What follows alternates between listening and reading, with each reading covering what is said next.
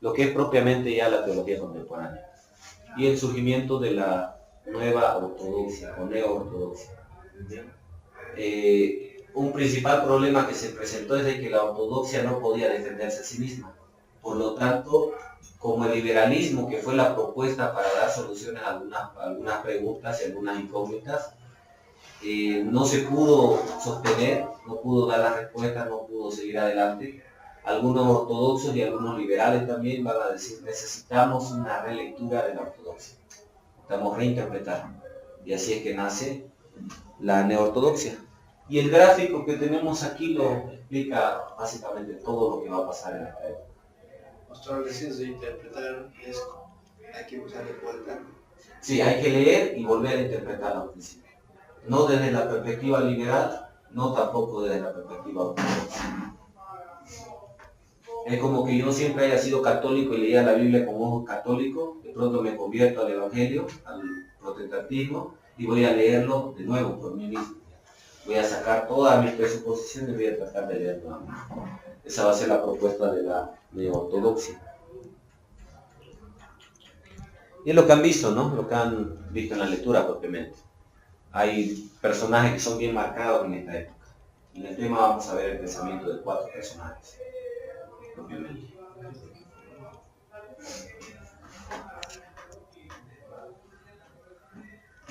¿Cuál fue el panorama del final del siglo XIX e inicio del siglo XX?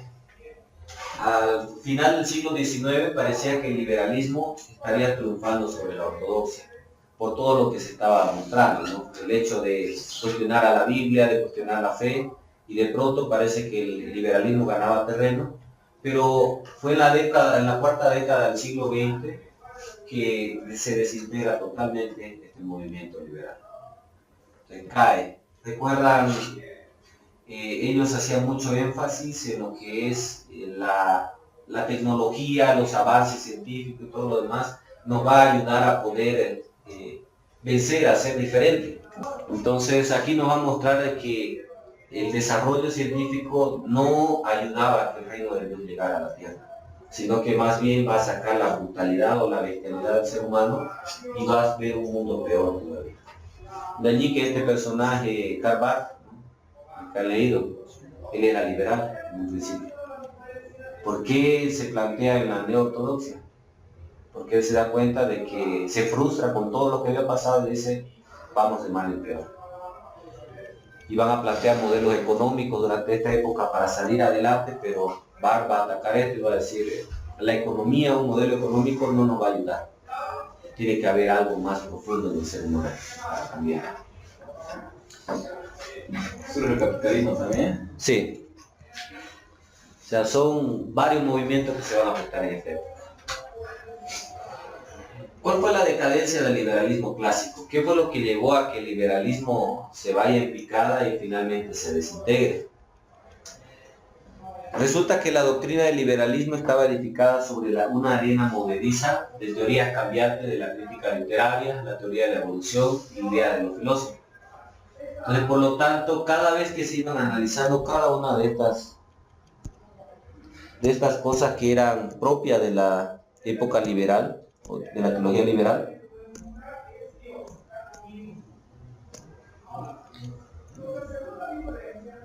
por ejemplo, la crítica literaria. Ellos pensaban de que al descubrir nuevos documentos y a ir a los documentos más antiguos iban a demostrar de que la Biblia no era palabra de Dios y de que tenía errores. ¿Qué se demostró con la crítica literaria? Que eran mínimos los errores que había entre manuscritos y que el cristianismo prácticamente era sólido. ¿Qué pasó con la teoría de la evolución, que en un momento fue tan vista? Con el transcurso, el desarrollo de los estudios, se notó también que había falencias en este modelo. Y por lo tanto, el liberalismo que había abrazado esto para decir de que Dios creó a un ser en un principio que eran chimpancés y estos chimpancés fueron evolucionando, la teoría de la evolución se va a caer también. Y finalmente las ideas de muchos filósofos de la época, por tratar de apegarse a lo que era la filosofía, el pensamiento teológico se ve perdido.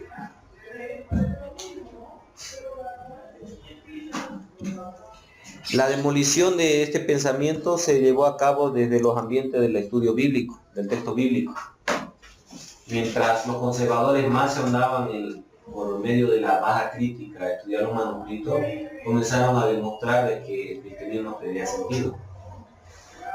Los hallazgos arqueológicos que comenzaron a darse en esta época también van a marcar de que existieron cosas que dice la Biblia que parecen que eran mitos que de verdad han existido. Entonces van a haber muchos hallazgos, tablas, nombres escritos en muchas culturas que hablan de personajes bíblicos.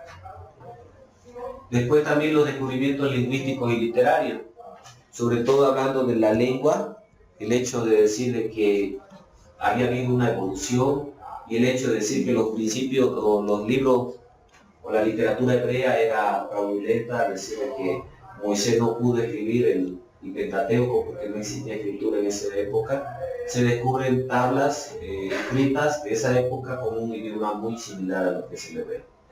Entonces allí se muestra de que sí había escritura en esa época. Entonces es lo mismo que pasa, ¿no? Recuerdan con la iglesia que no podía defenderse delante de la ciencia y fue picada la fe. Ahora el liberalismo también.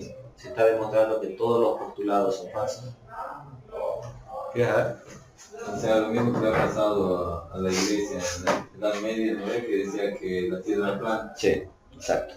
Lo mismo. Luego se ha descubierto que no, ahora lo mismo. Lo mismo, van a dudar de todo el postulado liberal. Y aparte sumándole, ¿no? El mensaje era vamos a mejorar con todo lo que se ha hecho. Viene la Segunda Guerra Mundial. Entonces no vamos a mejorar, vamos a empeorar más bien. Algunos postulados que se caen con estos descubrimientos. Hasta esta época se hablaba de que el Evangelio según San Juan era propio del segundo siglo, que había sido escrito por uno de los discípulos de Juan y no por él mismo. Con los descubrimientos se demuestra de que hay muchos factores que apuntan a que Juan fue el autor del Evangelio. Al hablar también de que el Evangelio paulino era algo complicado y que el Evangelio que había compartido Jesús era más sencillo y Pablo mete mucho metafísica y otras corrientes filosóficas, se cae también al demostrar de que el cristianismo presentado por Pablo es el mismo cristianismo que se estaba hablando en el conversivo durante el tiempo de Cristo. Se cae también la figura del Jesús histórico, el tratar de demostrar que Jesús solamente fue un hombre. Y hay muchos escritos de personas incrédulas incluso que van a hablar de que Jesús verdaderamente existió y de que se hablaba de su resurrección. Uno de estos autores de la época era Plinio el Joven, no sé si han escuchado hablar de él. Plinio el Joven.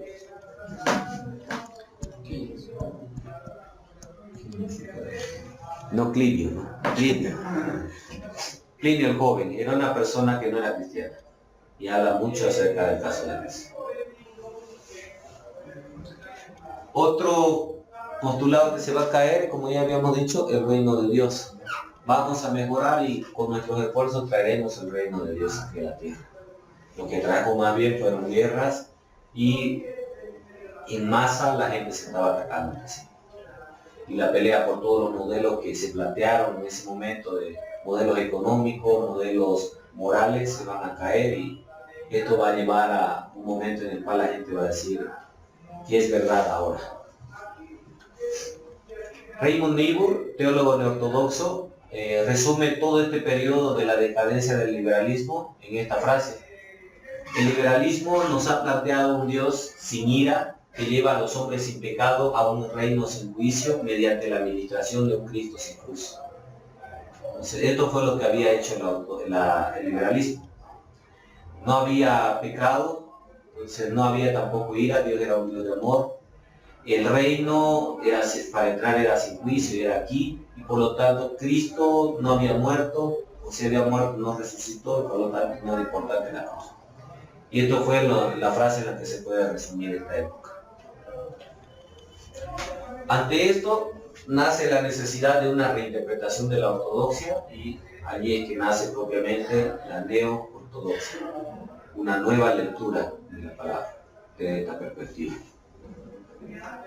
Como decíamos, son muchas las personas liberales que se van a enfrascar en este nuevo pensamiento. De hecho, el padre de este movimiento es Karl Barth, que era liberal en el principio.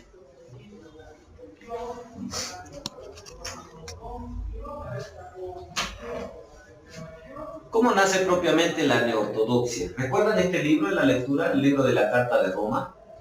¿Han leído algo de la Carta de Roma, de Karl Barth, el pensamiento? ¿Por qué es importante Karl Barth? Porque ¿Cómo? el padre de la teología inglesa. Sí, propiamente el que va a poner todas las bases, ¿no? Lo que han leído, si lo han analizado un poco y lo que vamos a ver ahora para complementar, se van a dar cuenta de que el pensamiento de Karl Barth se sigue hoy en día.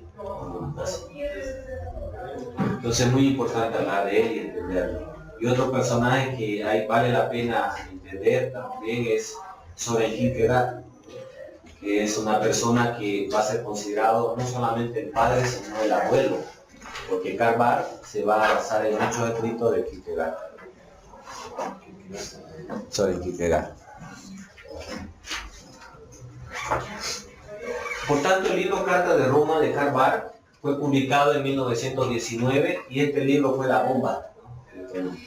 Porque el antiliberal ahora está planteando un modelo nuevo, más parecido a lo que era la ortodoxia. Y este libro hasta hoy en día es bastante conocido. Vale la pena que todo teólogo lo lea, Carta de Roma. Y estuvo vivo el pensamiento hasta más o menos la cuarta década del siglo XIX, 1940 más o menos. En este libro él plantea la esencia del nuevo movimiento llamado neortodoxia, en este libro de Carta de Roma. Plantea también una ortodoxia diferente que no estaba de acuerdo con la manera en la que se habían hecho las cosas, pero también estaba criticando fuertemente a lo que era el liberalismo. Este movimiento también se forma por muchos teólogos que habían estado suscritos antes a la teología liberal y que se dieron cuenta de que habían fracasado, por lo tanto plantean otra manera de pensar. Pues esta manera de reflexión nos lleva a pensar, ¿no?, de que a veces cuando nos damos cuenta de que hemos estado equivocados, pocas veces reconocemos el error y tratamos de reinterpretar lo que se cree, ¿no? Para tratar de decir, nos equivocamos, pero no tanto. Lo que ha pasado con este señor, ¿no?, que, ¿cómo se llama? Que ha dado fechas ya, Claudio. En un principio había dado una fecha, resulta que se equivocó, pasó la fecha y no pasó nada. Y él dijo que sí se había equivocado, pero había hecho malos cálculos y entonces la fecha correcta es esta. Y ya no solamente dio la fecha, ¿no?, dio el segundo preciso donde va a venir el Señor. Si quieren ver, hay un video de unas 3 horas en internet. 2018, yo estaba así. Entonces, eso es lo que se da en esta época, ¿no? Estos teólogos liberales no quieren volver a la ortodoxia, no quieren mantenerse en este modelo que está decayendo y de pronto sale lo que es la neortodoxia. Va a ser el promotor propiamente de eso. ¿Cuál fue el pensamiento? Había un rechazo contra el uso de la razón y la teología natural. Al analizar ellos van a decir, la razón no nos puede llevar a Dios, porque tanto se peleó durante el modernismo, ¿no? Entonces va en decadencia esto y de pronto los avances científicos son para mal, el hecho de conocer más nos va a alejar más de Dios, más bien, nos va a llevar a negar cosas que son posibles, y por lo tanto aquí se va a reestructurar y se va a analizar nuevamente los milagros desde la perspectiva de la neortodoxia. El estudio teológico con lo que está al alcance del lema. Debemos estudiar la Biblia con todas las herramientas que tenemos a la mano. Incluso no debemos dejar de lado la posibilidad de los sucesos milagrosos. Sin embargo, hay un rechazo de la revelación divina todavía, como se conoce, como lo había planteado la ortodoxia. Se habla de revelación divina, pero va a haber un porcentaje de mitificación en lo que van a ser las escrituras y por lo tanto es necesario hacer una desmitificación parcial de los escritos teológicos. Hay una aceptación de lo sobrenatural ya, Por ello, estas personas, por los liberales, son llamados neo-sobrenaturalistas o el neo-sobrenaturalismo. Los ortodoxos le van a plantear el nombre de neo-ortodoxia. Y el personaje, Karl Barth. ¿Qué vieron de Karl Barth en la lectura? ¿Qué les llamó la atención?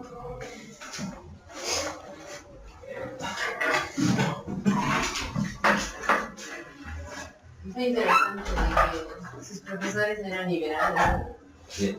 y opuestos totalmente a eso. Muy Sí. pocos discípulos hermanos. Sí, fue interesante porque estuvo en una época donde tuvo que plantear un pensamiento diferente. Y era pastor, ¿no? Fue pastor. Consideraban como papa. Sí. Y aún hasta este siglo, ¿no? Hasta el siglo pasado se consideraba así. Y tuvo un discípulo que está vivo todavía. Entonces, ¿qué más? En su desmitificación de lo que es de los mitos, Mm, Carl en sí no creía en todo, ¿no? De la Biblia. sí. Llega, ¿no? Y al mismo con su profesor, el otro está de acuerdo, el otro en sí, a pesar de que estaban en desacuerdo, no se separaban. Hoy en día, si hacemos eso, uno por otro, ya se va con uno por otro, ¿no? Sí. Es algo digno de poder tomar en cuenta, ¿no?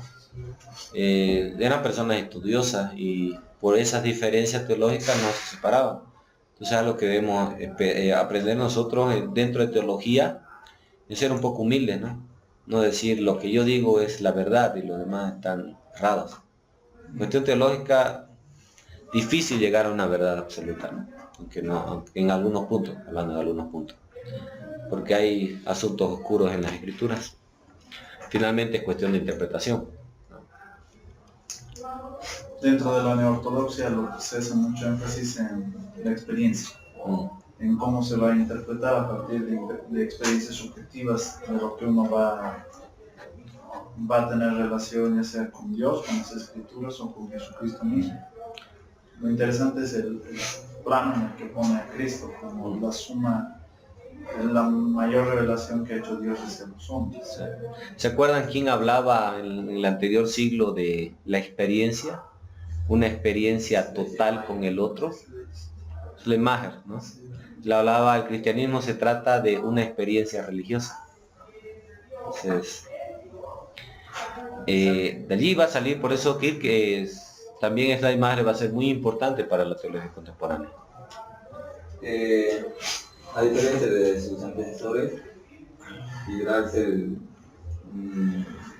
acepta el nacimiento virginal, no lo toma como un mito, sino que acepta que Jesús vino. Sí. Y va a tener sus complicaciones, ¿no? Su lado flaco porque no va a poder explicar alguno, y de allí va a aparecer Kierkegaard para tratar de explicar esos asuntos que no se pueden entender o explicar de manera contundente, ¿no? ¿Qué otra cosita más les llamó de su pensamiento? ¿Estaba mal todo lo que él pensaba? ¿Hay cosas positivas, cosas que se pueden quizás tomar en cuenta para la teología o no? Para la contextualización a mí me parece que es más aplicable como él hace una diferencia entre escritura y revelación, diciendo que la revelación es aquello que resalta en la escritura para el lector. Quizás desde ese punto de vista sería interesante poder hablar de contextualización. Sí. Oye, aparte, pastor, noto lo que dice Amado, que hay una parte donde dice que la palabra de Dios se centra en Cristo. Sí. Y la reconciliación también se hace a través de Cristo. Ahora se pierde ya, después pierde la brújula cuando afirma, ¿no? Que la palabra, o bueno, en sí, la Biblia no es palabra de Dios en esencia, sino que se vuelve palabra cuando se la habla, cuando yo la predico. Entonces, y eso va a tener mucho que ver con su vivencia. Ahora nuevamente por eso hay un énfasis fuerte y marcado en lo que va a ser la experiencia. Kierkegaard va a hablar de su experiencia también, vamos a ver y vamos a entender cuando entendamos cómo era su vida, de por qué plantea también su teología. Mucho va a ser aquí la experiencia. Y no estamos lejos hoy en día, ¿no? Si yo soy, no sé, si he sufrido mucho en la vida, voy a plantear una teología donde Dios es soberano y permite el sufrimiento. Y más puede llegar al extremo de decir, el verdadero cristiano va a sufrir en este mundo. No vamos a parar en los pasajes de Juan 15, Juan 17, de decir que tendremos aflicción aquí. Y aquel que no sufre porque no es verdadero hijo de Dios. Por otro lado, lo otro que se habla también, el hecho de decir de que Cristo se pagó toda nuestra dolencia y por lo tanto no debemos sufrir. Entonces es basado mucho en la experiencia de la época. Y por eso es importante tomar en cuenta todo esto que se habla de este señor Carvalho. ¿Sí? A ver también lo que dijo Pablo, ¿no? De que es necesario que pasemos estas tribulaciones. Exacto. Sí, no podemos negar que sufrimos, ¿no? En el mundo donde estamos. Pero tampoco podemos negar de que en algunos casos hay pastores que nunca sufren en el ministerio. Y no porque se acomoden. Hay algunos que no. Son buenos pastores y no pasan quizás muchas necesidades. Hay otros que son buenos pastores y sufren todo su ministerio, de principio a fin. Tiene mucho que ver con lo que es el orar de Dios, ¿no? Dentro de la historia. La soberanía de Dios, ¿no? También el hecho de que nos da oportunidades para trabajar. Pero lo que sí vamos a padecer sí o sí es persecución. Sí. Persecución entendido como una, no como que nos van a querer matar siempre, pero sí como que cierran muchas oportunidades Para nosotros. para los cristianos. Sí, es que vamos a vivir una vida cristiana. Sí, exacto. Ese grado de persecución sí o sí vamos a enfrentar. Hay una diferencia, digamos, en lo que dice Pablo, porque trata de negar eso en la parte misma, en la esencia misma de Jesús. Porque dice, es natural del hombre ser humillado, pero eso no se puede, no, o sea, no puede ser, digamos, en cuanto a Jesús como Dios mismo en su postura. Sí. Entonces, el otro se va a hablar, ¿no?, de Dios en el antiguo siglo. Ahora, ¿qué va a plantear Carvalho? El totalmente otro, el ajeno en su totalidad al ser humano. Jesús fue alguien totalmente diferente al hombre hasta el momento de su encarnación. Y allí él va a hacer esto para que el eterno se pueda hacer finito, ¿no? El infinito se pueda hacer finito. Ese va a ser el planteamiento. En cuanto a su biografía, lugar de nacimiento Suiza, año 1886, muere en 1968. Sus estudios los cursa en varias universidades alemanas, estudia bastante. En su teología vamos a ver influencias bien marcadas de lo que son Hartmann y Hermann, que eran liberales, personajes liberales. Le van a marcar mucho su inicio en la vida de Carvalho.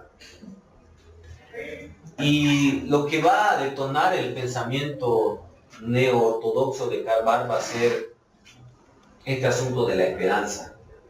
En un momento se rompe porque se creía que el reino de Dios sería alcanzado por una sociedad socialista. ¿Y qué pasó después de esto? Esto nace no con la Primera Guerra Mundial, este pensamiento. Nace con la Primera Guerra Mundial y de pronto llega y el reino de Dios no se puede alcanzar. Fue la frustración que tuvo Carvalho. Todo nos llevó a mal. La maldad, el hombre por naturaleza es malo. Esa va a ser la conclusión que va a llegar Carvalho. Y va a echar mano de lo que se había dicho en el siglo IV, en el tercer problema que se va a presentar en la iglesia. Recuerdan el hecho de Agustín, cuando plantea de que necesita el hombre ser tocado por Dios. De Carvalho va a hablar de que necesita ser el hombre, esperar a que Dios se le pueda revelar, y no tanto el hombre buscar a Dios. Ante toda la realidad de esta época de los males, las enfermedades, la guerra y todo lo demás, nace esta pregunta de Carvalho. ¿Qué puedo decir? Y esto nace en sentido de que él era pastor. Y esta pregunta era cada domingo. ¿Cuáles fueron los resultados que dejó la guerra en las personas? Imaginémonos, somos una sociedad que decimos, vamos a mejorar de aquí a unos cuantos años.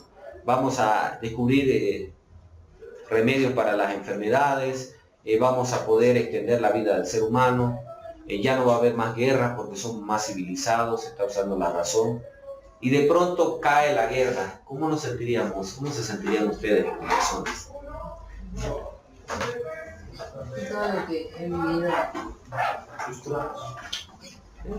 Todo fue un engaño, un sueño, frustración, dolor. ¿Cuántas personas morirían de estos familiares? Y la pregunta es, con un evangelio que había dejado el liberalismo, que Dios era totalmente ajeno, era inmanente, ¿cómo podemos hablarle a las personas? ¿Cómo predicarían ustedes para poder calmar el corazón de estas personas? Y allí es que Karl Barth va a decir, necesitamos que la Biblia nos hable. Nuevamente va a haber el retorno a la Biblia, cosa que se había sacado en un principio, porque se había cuestionado mucho la Biblia. Y el pensamiento o su tesis fue, la Biblia debe defenderse delante de la congregación. La Biblia no necesita ser defendida. Ese fue el planteamiento de Karl Barth, uno de los principales planteamientos. Ella necesita defenderse. En el momento en el que el predicador la habla, la Biblia, la palabra de Dios, la gente tiene que confrontarse y va a decidir si es verdad o es mentira lo que se le está hablando. Eso fue el resumen del pensamiento barthiano. Recuerdan lo que decía en un principio, la Biblia no es palabra, tiene errores, todos se han equivocado al momento de escribir, es un libro mitológico, no tiene nada para decir al hombre. Se llegó al punto de decir, la Biblia es un invento, Dios ha sido un invento del ser humano. Y aquí nuevamente es, necesitamos volver, ¿no? La neurosis, lo que dijo Frío. Por lo tanto, él dice, Dios tiene que tomar la iniciativa y venir al hombre, no el hombre a Dios. Necesitamos que Dios se acerque a nosotros. Ese fue el sentimiento de Karl Barth, por todo lo que había pasado, ¿no? El hombre se había alejado de Dios. En la época de la Edad Media, recordemos, todas las personas eran cristianas. Época moderna, todos dejaron de creer en Dios, casi la mayoría. Y de pronto aquí hay un pensamiento de que necesitamos que Dios venga a nosotros. Tal vez eso pasa porque el socialismo, si uno que si quiera analizarlo, hasta parece, ¿no? Que es algo muy bien, ¿no? O sea, porque dice que se tiene que compartir todo. Lo ideal dentro de eso sería que todos tuvieran que trabajar, todos se preocupan por todos. Y realmente hasta una persona cristiana se podría decir, wow, ya no saben cómo nos apoyándose, ¿no? O sea, pero el medio de eso es que no considera a Dios. Ese modelo es más un modelo, digamos, económico. Y ellos han tratado de hacerlo eso sin Dios. O sea, en sí el modelo no estaba mal, ¿no? Sí. Para mí, ¿sí? Pero el hecho es que, como se decía, ¿no? Ellos han dicho que Dios estaba ahí, se ha ido de vacaciones, ya no lo tomaban en cuenta. Y realmente al hacer eso es donde se han dado cuenta que muchas veces el hombre tiene eso, ¿no? Los trabajos que supuestamente tenían que ser todos, digamos, compartidos, ha habido corrupción, lo mismo que en los otros tiempos, ha habido muchas cosas que, por ejemplo, lo que se ha podido ver en Fidel Castro, mismo, dice, todos tienen que compartir y él tenía millonadas ahí, ¿no? Entonces, lo mismo ha pasado, digamos, ahí. Ha llegado a ese punto y después con lo de la guerra más, donde todos realmente han podido ver en carne propia que eso no era así. ¿Y cuál es el problema analizando eso? Porque el modelo no es el problema. ¿Cuál es el problema en el asunto? ¿Quién es el que arruina todo finalmente? El hombre. Y eso va a ser la conclusión que llega Barth. ¿Por qué? Es lo mismo que está pasando hoy en Bolivia, que ha pasado en Venezuela, en muchos países, ¿no? El socialismo es bonito como se pinta, ¿no? Si tú tienes 2 vacas, comparte una con tu prójimo, ¿no? Pero ¿qué hace el gobierno? Para nosotros, quita las 2 vacas. Entonces, prácticamente ese ha sido el problema, ¿no? El ser humano. Entonces, siempre el ser humano ha sido el problema. Incluso algo que hoy en día se cuestiona en los Estados Unidos, ¿no? Y que aquí algunas veces se ha dado. El hecho de cuando un predicador termina de hacer evangelismo y dice, ¿quién quiere aceptar al Señor? Levante la mano. Eso nació por una iniciativa buena en un inicio. ¿Cuál era la iniciativa? identificar cuáles personas necesitaban apoyo para acercarse, hablarle y guiarle. ¿Cómo se ha tergiversado hoy en día? Como un mercado, ¿no? En ese contexto norteamericano. El que hace que se levante más manos es Claro. el pastor o es el más Exacto. chiquito, o es- Entonces, lo que fue malo fue la actitud del ser humano. Y es lo que se va a plantear, ¿no? Más bien que nosotros no fundamos el cristianismo. Y bueno, ya lo hemos tergiversado hoy en día también, lamentablemente. El Señor lo levantó y nosotros lo hemos tergiversado, la misma iglesia también. Entonces el problema es la maldad del ser humano. Y esa va a ser la cuestionante de Karl Barth, ¿no? ¿Qué hacemos para que el mundo cambie de verdad? La respuesta es, el hombre tiene que cambiar. Porque si no cambia, no hay cambio. Antes de lo que se había centrado en el anterior siglo, ¿no? Todo el hombre, ahora va a volver todo Dios. Todo tiene que hacer Dios para que el hombre pueda cambiar.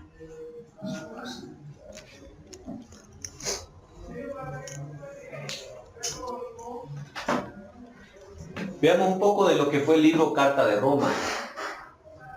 Tuvo dos repercusiones en sí, la Carta a Roma.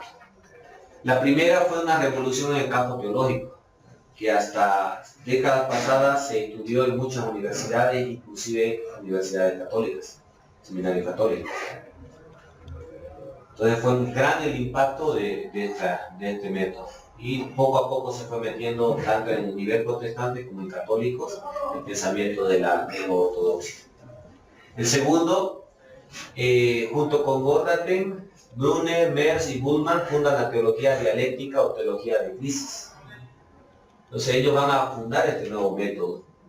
¿Qué pasa después? Él se va a tener que separar de esta persona porque no estuvo tan de acuerdo en unos postulados de esta nueva teología.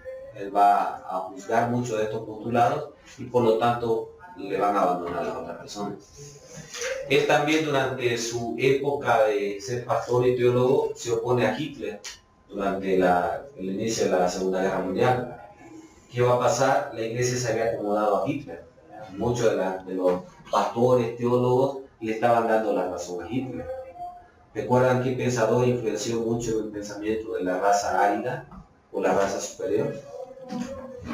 Nietzsche.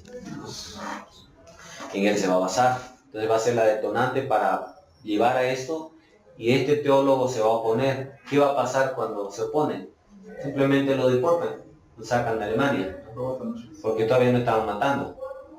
Lo botan de Alemania. Y él se va a Basilea, su lugar natal, y allí comienza a enseñar en las universidades. Hans Kuhn, que es el teólogo que les mencionaba hace un momento, fue influenciado por él y metió esta enseñanza en lo que fue el medio católico.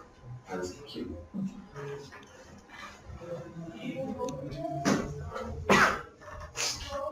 ¿Cuáles fueron las causas para romper con los liberales? ¿Qué fue lo que llevó a Barth a romper con este medio de los liberales? Fueron dos errores. El primer error, el evangelio liberal se reduce a una antropología.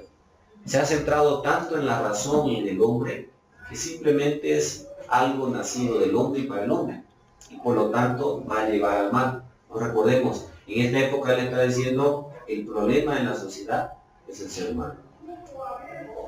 Por lo tanto, el evangelio se ha reducido simplemente a antropología. La segunda causa, los liberales pecan de optimistas. No todo va a mejorar. Hemos sido muy optimistas, lo hace. Todo va a empeorar, ¿no?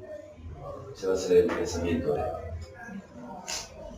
Por lo tanto, la afirmación es: los cristianos necesitan reconocer su insuficiencia y esperar que Dios les hable. Y es lo que mencionaban hace un momento, ¿no? El cristiano necesita callar y escuchar a Dios. Quitar por un momento todo lo que tenemos nosotros y dejar que Dios nos hable en nuestra necesidad. Y eso es lo que va a hablar esta vez en su prédica, ¿no? Muchos hablan de que se llenaba la iglesia donde él estaba. Porque nuevamente vuelve a la Biblia y aparte da temas específicos para el contexto en el cual estaba viviendo. Y de allí la importancia, como decía Enrique, ¿no? Necesitamos tomar en cuenta para el momento de la contextualización lo que él hace. Porque nuevamente tiene muchos errores, es cierto, pero tiene cosas que son muy positivas para poder analizarlas desde la perspectiva teológica.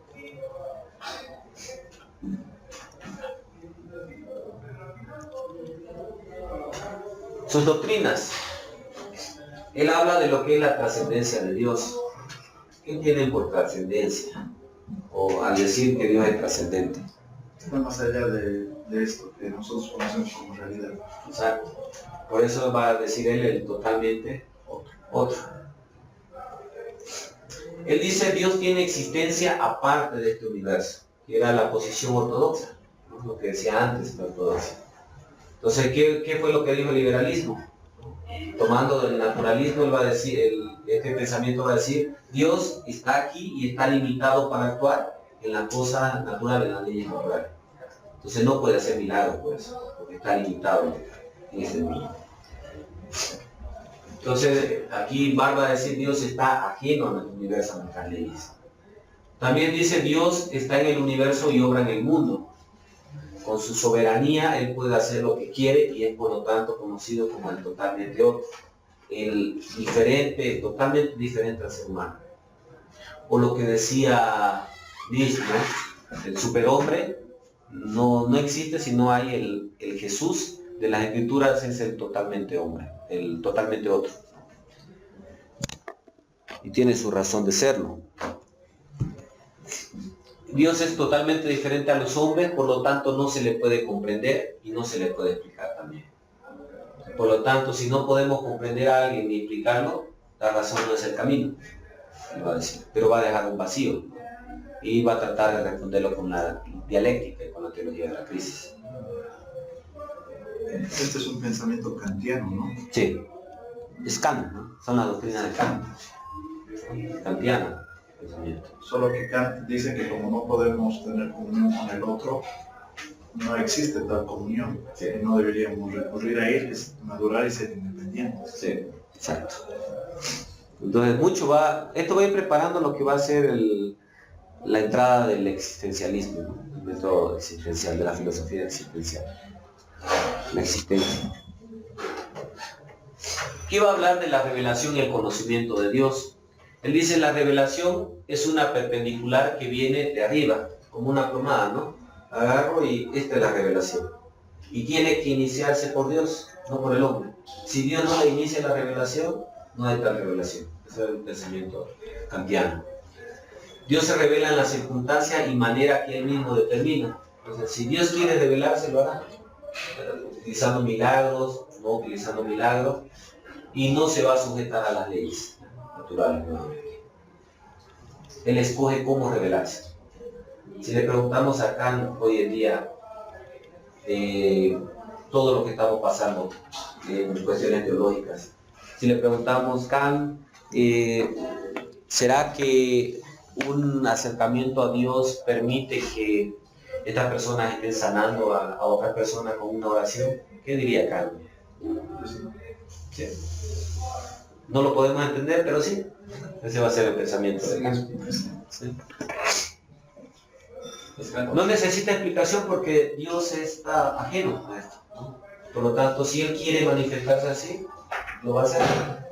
Es la manera sencilla de poder resumir todo el dilema que hay en la antigüedad. En cierta parte tiene razón, ¿verdad? ¿O no? En gran parte. En gran parte, ¿sí? En gran parte. ¿Dios puede hacer hoy en día milagros? Sí. ¿Sí?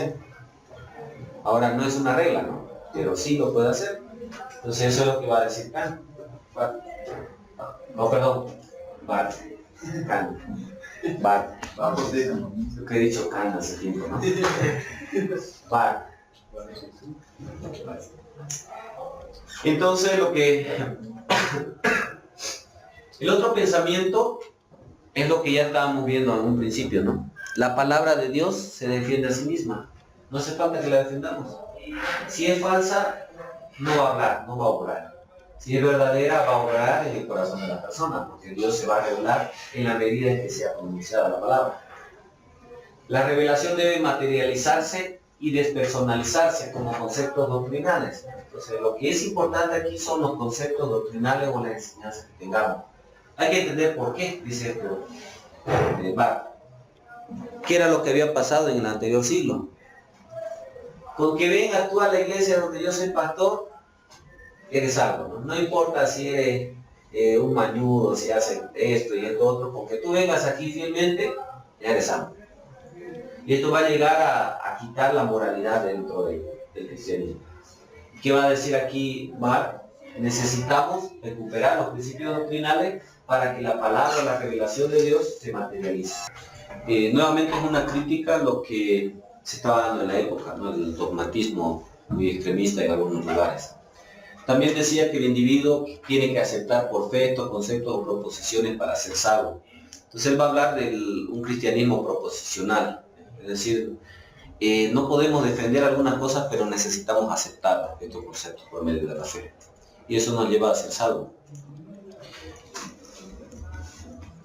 ¿Qué decía él de la palabra de Dios? Él decía que la palabra de Dios se forma de tres partes. Una es Cristo, otra las Escrituras y otra la proclamación del Evangelio. En Cristo, él decía, Cristo es el contenido de la palabra de Dios. Todo se centra en Cristo. Él decía que en las Escrituras, lo que tenemos en escritos es el vehículo por el cual Cristo se ha revelado, totalmente otro. Y finalmente, al momento de la proclamación del Evangelio es cuando Dios habla a la persona, a la humanidad.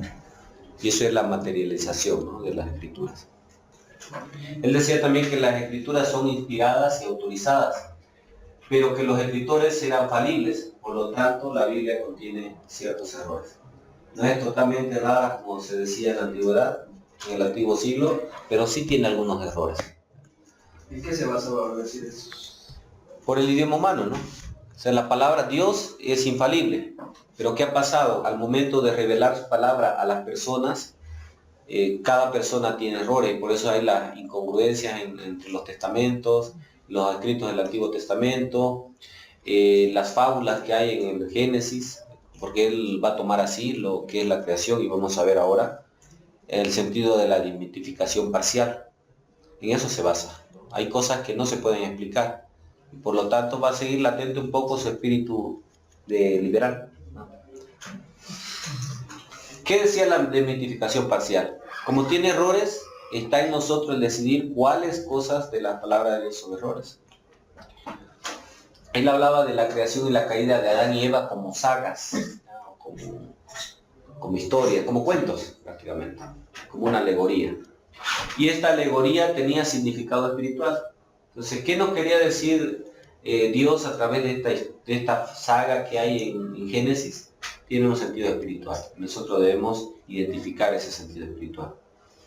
Hablando de la segunda venida de Cristo, no es de que Cristo literalmente va a venir a la tierra. Él hablaba de que ese día es el que cada hombre comprenda que Cristo ganó la victoria sobre el pecado.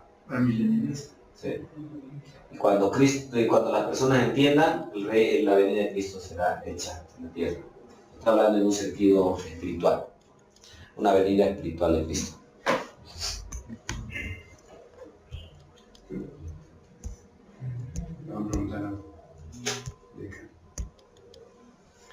Ahora sí, entremos a la evaluación de su pensamiento.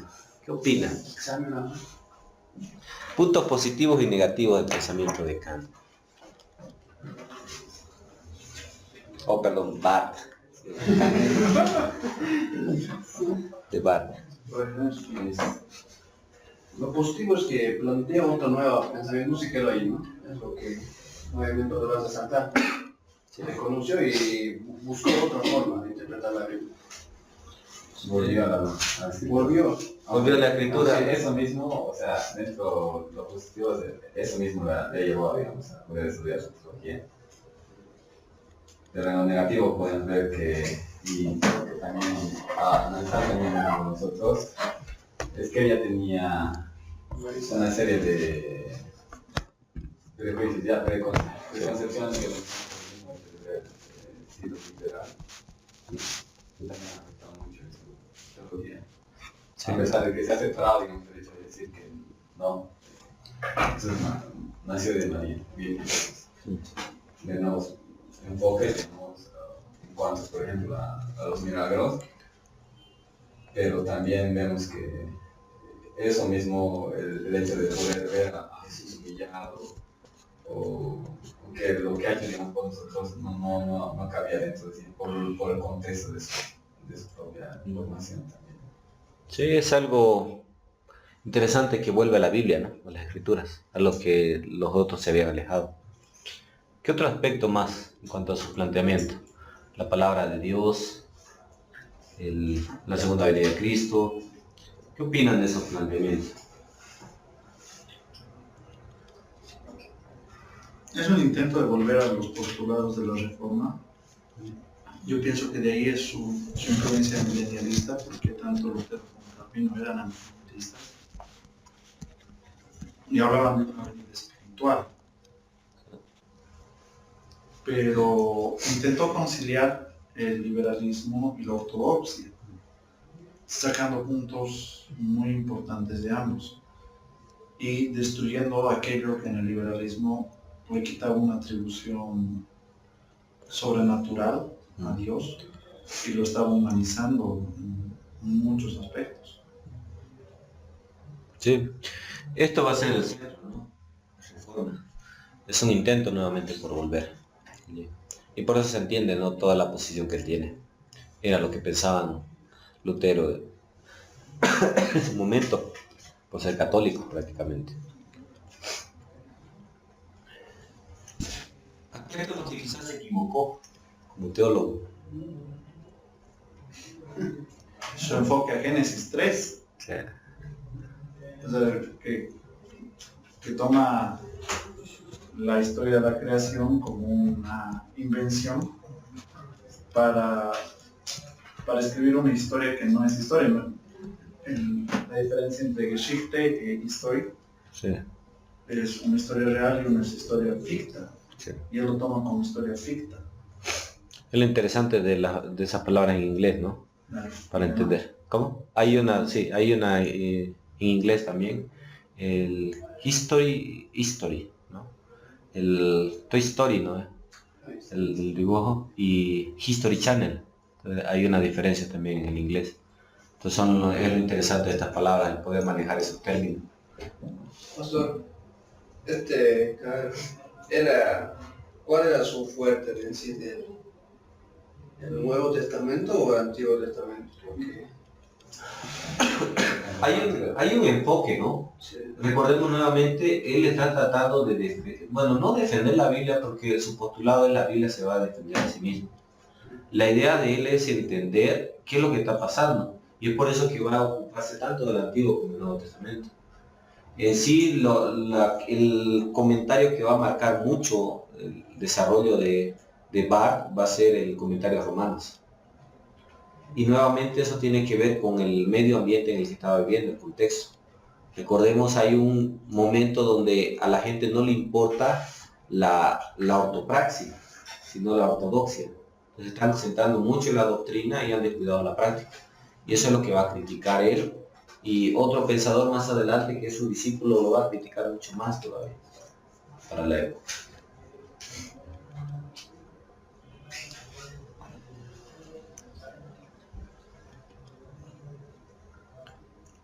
¿Algo más alguien quiere decir?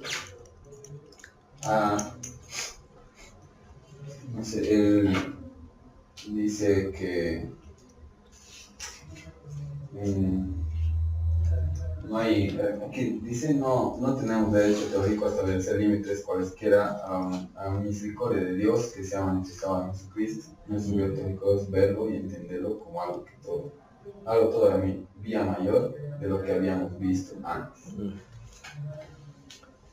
O sea, hasta ese tiempo, o sea, cuando yo estaba leyendo esto, me hace recuerdo, digamos, a lo que es el calvinismo, ¿no? Digamos, son unos designados para salvación y otros designados para condenación. Entonces, creo que él rechaza eso. Sí. Él deja en el misterio el hecho de la misericordia de Dios, ¿no? Y dice que tenemos que simplemente apreciar. Sí, aunque él va a hablar mucho de que la imagen de Dios en el hombre se ha perdido totalmente, que no existe la imagen de Dios y en el hombre es caída. El Dios, ¿no? Jesús es el perfecto, Sí, y ante él todos son... exacto. Y eso va a ser entendible, ¿no? Sí. ¿Qué es lo que ha influenciado para que él llegue a la conclusión de que en el hombre no hay nada de Dios?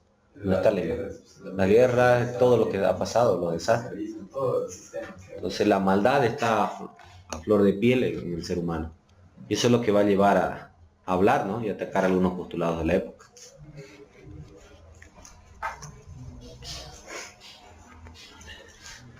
¿Qué opinan de la afirmación de la palabra? Cuando dice que la palabra es palabra de Dios cuando se la predica. Y antes no es. La liberación. Hablando de la revelación. La palabra de Dios no es cuestionable, tiene poder, es viva, entonces desde ese punto, si hablamos teológicamente, él está equivocado, porque le está quitando poder y le está separando de sus atribuciones que tiene la palabra de Dios como tal. Pero si lo vemos como una persona afectada por una iglesia servil a intereses políticos, tiene mucha razón, porque en cuanto la palabra de Dios no sea predicada por la iglesia, va a estar al servicio de cualquier persona, como lo está en el caso del nacionalsocialismo o en el caso del fascismo italiano. Es algo que desde el punto de vista social es relevante para nuestra cultura, que la iglesia necesita pronunciarse y dejar de ser servil al gobierno como lo está haciendo en Bolivia. Sí. Pues hay que entender, ¿no? Y esa es la importancia. Necesitamos entender lo que está pasando en la época para poder más o menos tratar de entender lo que está diciendo. Porque desde afuera podríamos juzgarle, ¿no? Es decir, está totalmente equivocado. Pero como dice Enrique, tiene su aspecto de verdad en el contexto en el que está hablando. La iglesia se había prestado a todo. Luego va a haber esa separación, ¿no? Iglesia-Estado. Pero por ahora la iglesia estaba apoyando. Estaba aplaudiendo mientras Hitler mataba a los judíos y a las otras personas. La iglesia se cayó. Entonces, y eso es lo que él va a atacar, ¿no? A la época. Pero pasó también, podemos ver que sí, la Biblia es la revelación de Dios, ¿no? Pero aún, ¿no? En nuestro contexto actual, digamos, como mismo hecho, ¿no? A veces se dice, no, tenemos que guardarlas, en mi corazón he guardado tus mandamientos para no pecar contra ti. Es un versículo. Pero a veces muchas personas lo toman, no sé, parece que guardar lo toman bien, como es decir, lo voy a poner en un lugar muy bonito y en un instante bien, para que esté ahí. Sí, por eso no estamos lejos de la época. Entonces, creo que se refiere también a eso. Claro, en el concepto, digamos, de decir que a nivel de revelación, no, porque, o sea, obviamente el hecho de que tú lo leas o no lo leas, es revelación de Dios.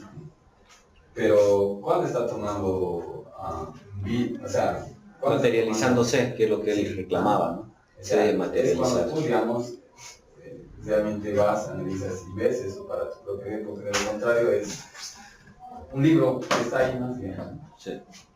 Exacto, ¿no? Y hay que entender nuevamente, él habla de materialización de la escritura, de la revelación. No sirve de nada que yo lea la Biblia o que diga que la tengo y que es palabra de Dios, si no le doy cuerpo, ¿no? En mi vida, si no hay un cambio. Nuevamente recordemos, el problema es el hombre. ¿Cuál es la solución? Que el hombre cambie. ¿Y cuál es la única manera de cambiar? Que la palabra, que Dios por medio de su palabra se revele. Y la manera es la predicación, nuevamente, la escritura, el retorno a lo que se había dejado por causa del liberalismo. Entonces esa es la preocupación de Barth. No sé por qué se me está queriendo salir Kant cada vez. ¿Qué es carne? Sí, Kant. Yo pensaba que decía carne. Después que estás resfriado, pastor. No puedo pronunciar bien. No se pronuncia. ¿Estás resfriado? No. El otro personaje, Soren Kierkegaard, 1813 a 1855. Él influye mucho en lo que es la teología de Barth en la neortodoxia, y por eso lo vamos a ver aquí, ¿no? Él también va a hablar mucho en lo que va a ser la filosofía de Heidegger y Sartre, hablando de lo que es la filosofía del existencialismo, la existencia. Entonces, como vemos, ha influenciado en teología y en filosofía el pensamiento de Kierkegaard. Un poco de su nacimiento, su bibliografía. Las ideas teológicas y filosóficas de este personaje se van a relacionar mucho con 3 causas que ha experimentado él en su vida. La primera causa, su atormentada vida, y el pensamiento de él es: ¿cómo puedo saber dentro de mi experiencia por qué debo vivir o por qué debo morir? Entonces, si estudian un poco la vida de este personaje, se van a dar cuenta que era totalmente fatalista, ¿no? Ha pasado de todo, ha sufrido bastante. Y eso ha influenciado mucho su pensamiento. Él va a hablar de lo que se conoce como el salto de fe. No sé si han escuchado alguna vez esa teología del salto de fe. Y era representado con una letra K. Y aquí había un hombre.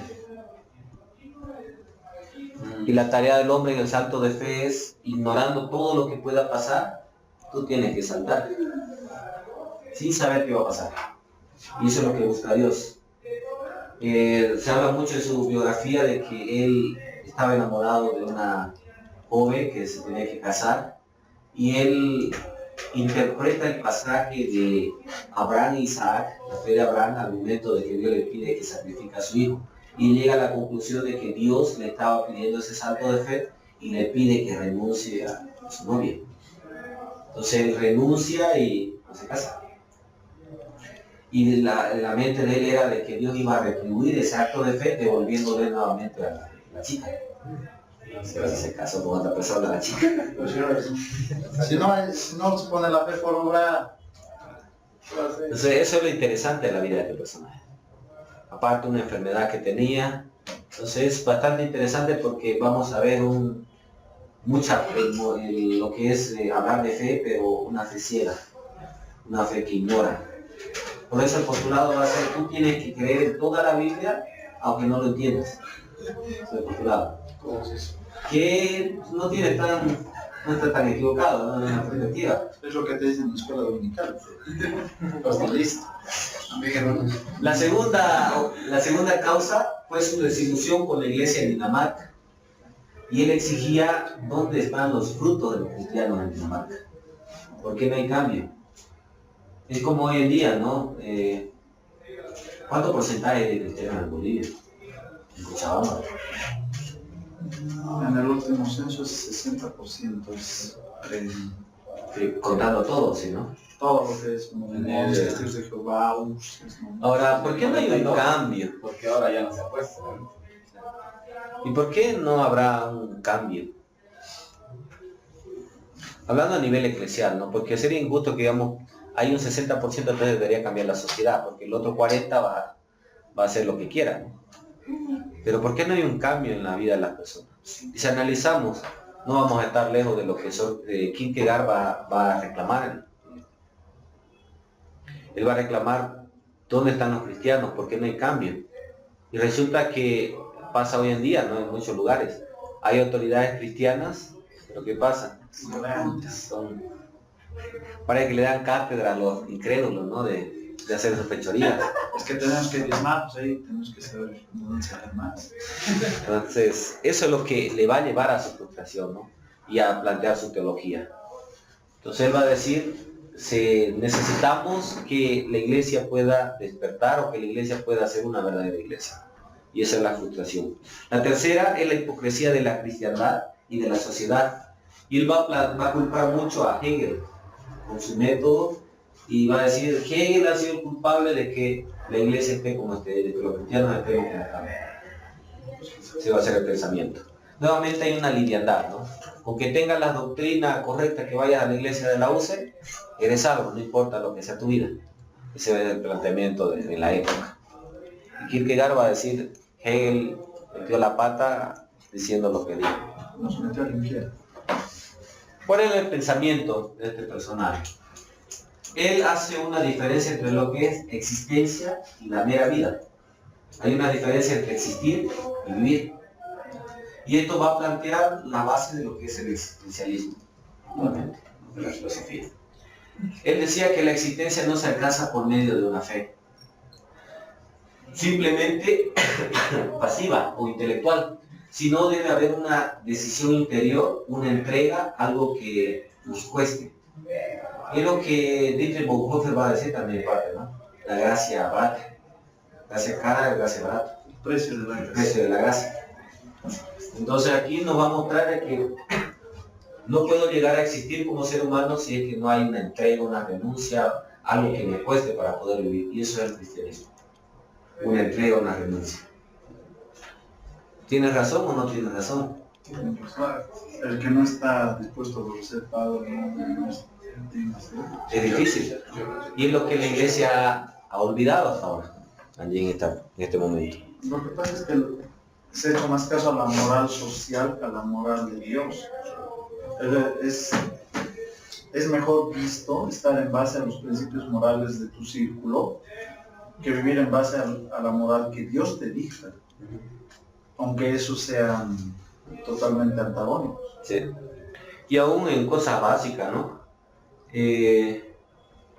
Dios nos dice que somos mayordomos de la creación, ¿verdad? Pero a veces hay personas que parecen más activistas defendiendo animales que preocupándose por personas. Algo que la misma Biblia nos dice que primero es la persona. Y a veces, bueno, nos escudamos, no es que los animales no tienen voz, es cierto, pero son animales nuevamente. Si queremos cuidar de los animales, cuidemos también de las personas, seamos buenos mayordomos. Ese es el problema, ¿no?, de hoy en día del activismo. Y muchas veces como cristianos estamos involucrados. Por otro lado, el extremo, ¿no?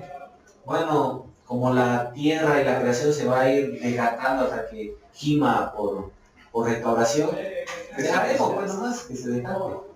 Así viene más rápido el Señor. Entonces, hemos faltado a todos los principios. Y eso es lo que va a reclamar quien queda aquí, en este momento.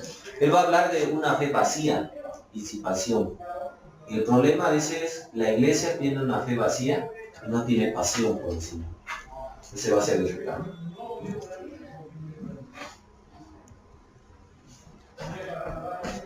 Al hablar de decisión, entrega y salto, podemos resumir su teología. Él no va a rechazar la filosofía, él va a hablar de que la filosofía tiene un propósito de buscar a Dios. Esta hace al hombre un simple espectador de la vida y no un participante, y reduce el evangelio a simples ideas. Cuando nos vamos por el lado extremo, la filosofía daña a la religión y convierte al hombre en un simple espectador. Va a rechazar esto y va a decir, lo hace pasivo. ¿Recuerdan quién atacó al cristianismo? Decía que la religión lo hacía pasivo más bien. En el siglo XIX, inicio del siglo XX. Marx. ¿Cómo? Marx y también el filósofo, ¿no? Sigmund. Sí, que era el opio, ¿no? Que lo dejaba tranquilo, inerte allí, sin hacer nada. Entonces aquí va a decir lo contrario. Va a decir la filosofía convierte al hombre en espectador y no lo hace activista, un participante. Y reduce el evangelio a simples ideas, ¿no?, cuando hay filosofía. Entonces tiene cierto grado de razón también en esto. Si solamente filosofía y no está Dios en medio, reducimos a Dios a simples ideas. El verdadero cristianismo exige una decisión, una entrega que lo haga abandonar el papel de espectador. Entonces el verdadero cristianismo, dice, te saca más bien, te despierta. Está nuevamente, recordemos, aquí está en 1800. Y lo que dice Freud es prácticamente en el siglo XX, un siglo después. Entonces veamos que ya alguien estaba diciendo que la iglesia necesita despertar. Pero lamentablemente la iglesia no despierta. Hoy en día necesitamos despertar quizás también, porque estamos como espectadores. El mundo se cae a pedazos por el pecado, por todas las necesidades, y la iglesia, bien gracias, estamos entre las cuatro paredes, alabando a Dios y no haciendo nada. Entonces él va a decir, el verdadero cristianismo te saca, te despierta. Sí. La fe es un salto en que la persona sacrifica su inteligencia y por lo tanto es un riesgo. Esto es algo peligroso también este pensamiento, ¿no? Si aquí nos dice que la fe es un salto ciego que me lleva a sacrificar mi razón, ¿qué tanto de razón tiene él en esta afirmación? Es contrario a ver si tenemos lo suficiente para edificar el consejo que nos da Cristo. Sí. O sea, el mandato que nos da Cristo, ver si antes de Puedo terminar. podemos terminar, o si podemos enfrentar al rey en la guerra. Se va a dar una razón. Sí. ¿Se están dando cuenta de que hay una dicotomía entre razón y fe? Unos van a ir por fe más sentimiento, otros van a ir por razón por encima de la fe, y él va a plantear la fe por encima de la razón, ¿no? Y tenemos que sacrificarla, no solamente tiene que estar por encima. ¿Qué pasa si yo no llego a entender, con este pensamiento de Kierkegaard, yo no llego a entender que el nacimiento de Cristo fue virginal? ¿Cómo llego a entenderlo? ¿O qué debo hacer?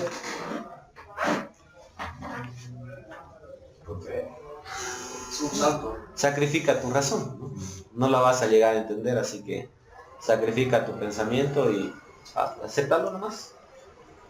No hay otro por donde perderse. Igual entender la divinidad. Exacto. Créelo por fe. Es el pensamiento. La fe ciega. Cuando la Biblia nos plantea una fe que piensa, no hay una fe ciega, ¿no?